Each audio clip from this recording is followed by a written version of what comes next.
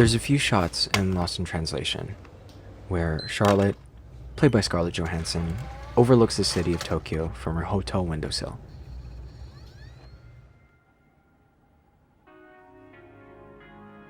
She's surrounded by an entire culture to behold, yet she's removed herself from it.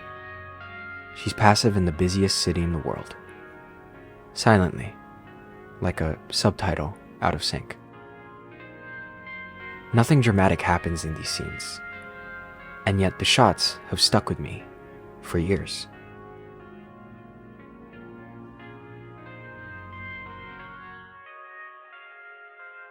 This DVD was a souvenir that I got for myself.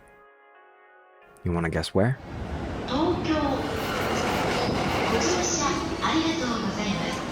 Funny enough, after sitting in those same trains, walking those streets, and eating alone in unfamiliar places, Lost in Translation just made more sense to me as a viewer. Not in some spiritual, life-changing way, but in a quiet, oh yeah, that's exactly how it feels kind of way.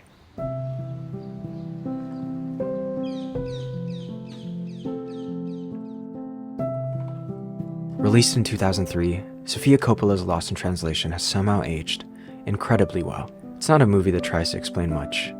No big plot, no sweeping character arcs, just two people, a foreign country, and a whole lot of space between them. And maybe that's why it still works. Because of that space. Being lucky enough to visit Japan, the quiet disconnect is exactly what it feels like to be somewhere new.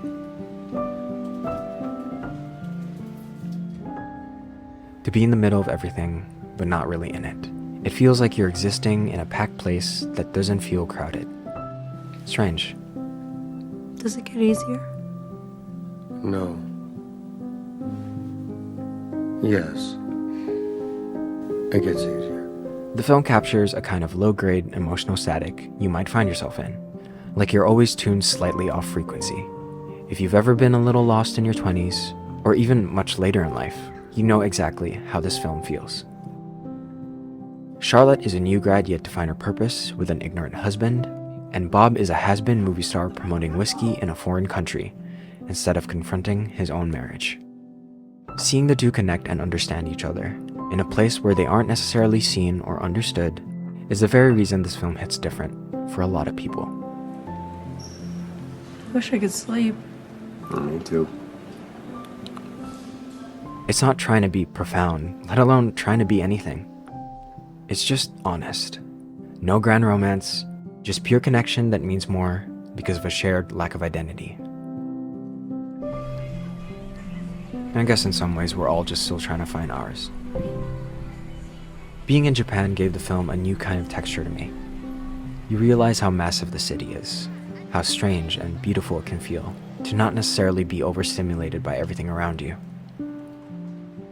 And suddenly, the characters' silence, their blank stares and quiet sighs, feel less like acting and more like, yeah, I guess I look like that too. Lost in Translation has always been about moments that don't last, and the connections that matter in them. But even 20 years later, this film still speaks clearly by saying almost nothing at all.